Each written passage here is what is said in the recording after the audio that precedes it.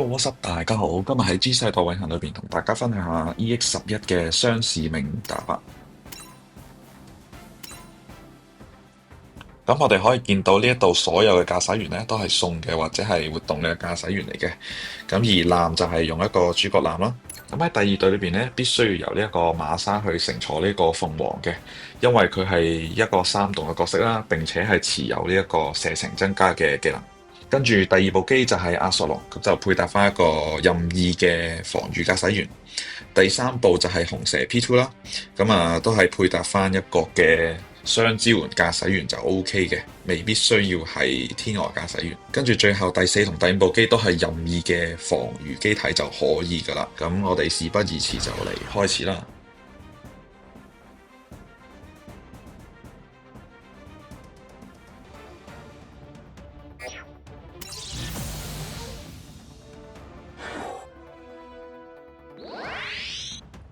好，咁喺呢一關裏邊，其實我哋嘅目標係非常之簡單嘅，只要抵達到呢個目標就可以噶啦。咁呢，我哋嘅目標就係將隻鳳凰係保送喺右上角，跟住就可以喺第三回合直接衝入去。咁第一步呢，將部鳳凰擺嚟呢度啦，咁就打爆一部機先，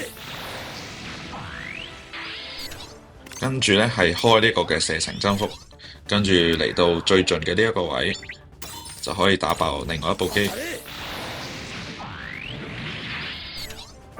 好啦，咁我哋呢一度就喐一喐其他機先。首先我哋嘅紅蛇行過嚟呢一度，咁就打爆一部機啦。咁喺呢個位，如果大家冇紅蛇第三階段嘅話呢，咁係可以用其他嘅機體進行一啲援助攻擊啦，去嚟到幫助去 step 嘅。咁跟住落嚟呢，就嚟到呢一個嘅多路基斯啦。咁我哋就用呢個紅蛇嘅援助攻擊，咁就 step 上嚟呢度停低，最後呢，就係我哋嘅紅蛇可以就擺翻上嚟啦，待機，跟住就係我哋嘅鳳凰高達嚟到呢一個位，咁記住唔好貼前啊，因為呢，因為如果貼前咗之後呢，我哋嘅鳳凰高達係會喺上邊嗰兩部迷惘高達嘅攻擊範圍以內嘅，咁所以我哋必須要係企喺佢中間，先至唔會喺第一回合嗰陣時去打我哋。咁跟住下邊兩部嘅盾機就只要係行上嚟就 OK 噶啦，咩都唔使做。係咁，所以呢，我哋嘅操作空間係非常之充裕嘅。好啦，咁嚟到呢一度，我哋首先呢，就用呢一個嘅武者啦，就利用呢一個嘅攻擊爆裂，咁嚟到可以 step 兩下啦。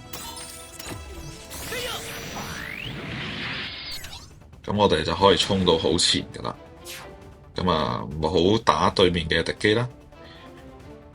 跟住呢，我哋嘅金色迷惘記住呢，就唔好打爆上邊呢兩部嘅機體嘅。咁因為係攞嚟俾我哋嘅 G-Class 做一個 step。咁就打完一步之後呢，就企喺嗰個位，跟住我哋左手邊呢個獅子呢度呢，咁就要開呢一個嘅高速移動啦。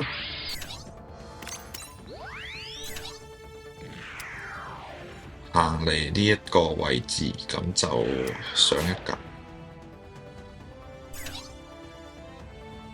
好，跟住最後呢，我哋嘅重渣古呢，就行到嚟呢個位啦，跟住就可以打爆呢部機去做一個 step，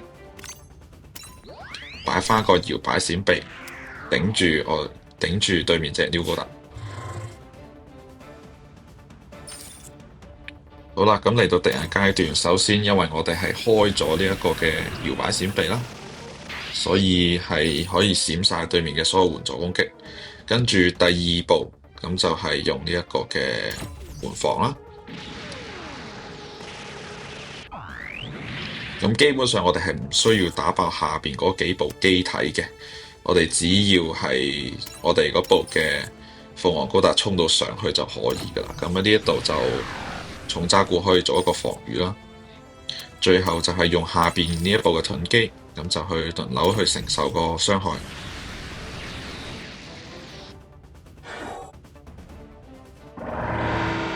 好啦，咁嚟到第二回合，咁跟住呢，下邊就我哋嘅金迷就上嚟頂住待機，跟住我哋嘅武者呢，就可以行嚟呢一個位置啦，咁去進行一個攻擊，削血。我哋嘅重渣古就可以嚟到呢一度去做一個 step 完呢，就可以放地圖炮。咁我哋當然呢一個位啦，我哋嘅阿斯塔錄呢，就可以利用上邊一啲嘅機體去做一個 step 啦。咁跟住就嚟呢一個位去待機嘅。咁留翻上面嗰部機唔好打住。好啦，跟住我哋嘅盾機照樣係開翻所有嘅威力抵禦啦。咁啊，向前行。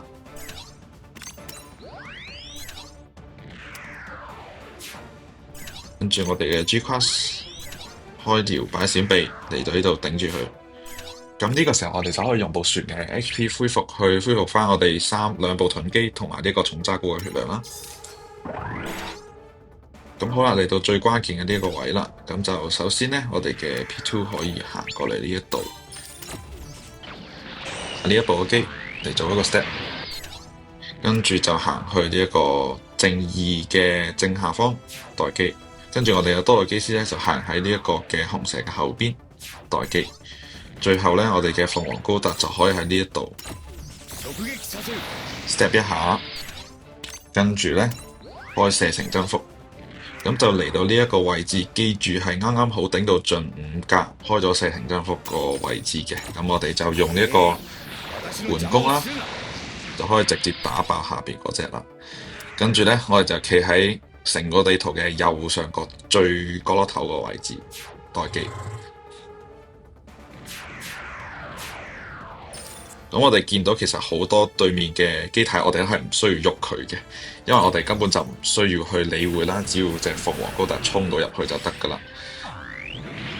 咁喺閃晒對面所有嘅呢啲攻擊之後呢，就留翻所有盾機啦，攞嚟擋上邊嘅傷害嘅。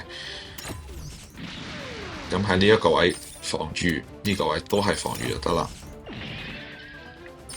呢個位同時唔好浪費上面嘅援助防禦啦。咁就嚟到呢一度，咁對面隻 T2呢一個攻擊力比較高嘅時候嚟打我哋呢，我哋先至開始用呢一啲嘅援助防禦嘅。咁就首先我淨係多個機師防下啦，先後次序就唔係好重要。跟住呢一個位都係用呢一個嘅阿索隆去防禦啦。跟住同樣地防禦，最後呢一度呢，就記得一定要係反擊。係啦，咁我哋可以見到呢，呢一個位置呢，我哋係有非常多嘅血量去承受佢嘅攻擊嘅。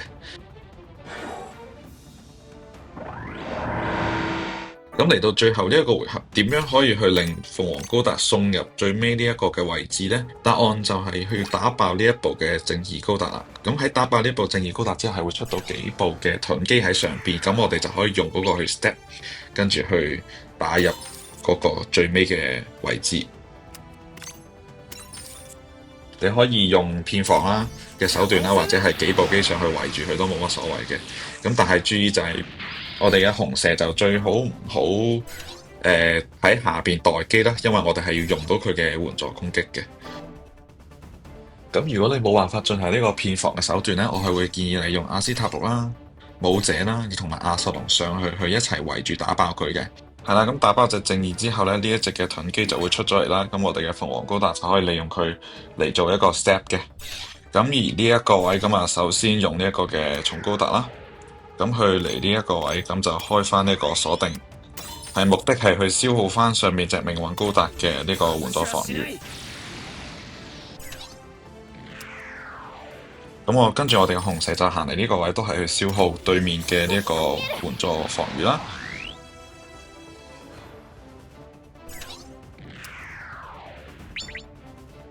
咁喺之後呢，我哋就可以行到嚟最後一步啦。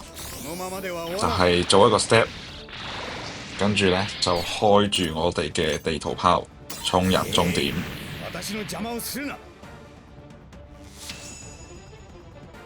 咁今日影片咧就告一段落啦。如果大家仲想見到更加多其他 expert 嘅攻略嘅話，可以睇下我嘅播放清單，以及係訂閱同埋讚好我嘅影片。咁我哋下條片再見，拜拜。